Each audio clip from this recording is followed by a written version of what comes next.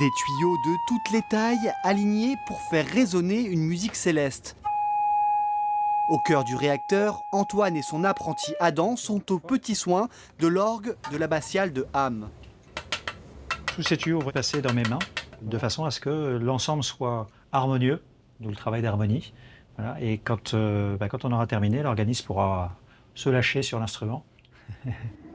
Depuis l'année dernière, ils sont en train de restaurer cet instrument monumental perché à plus de 6 mètres de hauteur.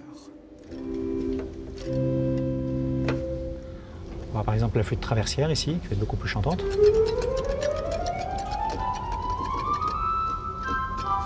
Ils ont démonté un à un les 2000 tuyaux d'acier pour les transporter dans leurs ateliers à Lille. En fait, on a fait un travail en profondeur, parce qu'il y avait pas mal de soucis au niveau du réservoir, au niveau des sommiers, au niveau de la tuyauterie qui était extrêmement sale.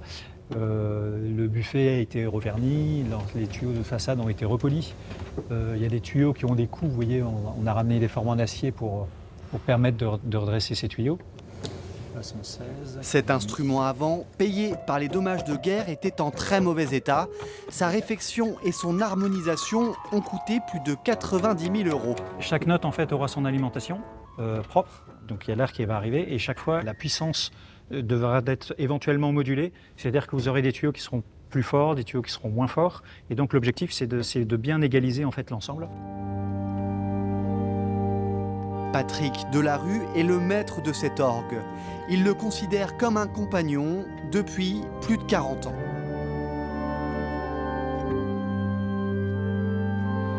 C'est une fierté pour la ville parce qu'il y a peu de villes comme Ham qui possèdent un instrument de cette envergure.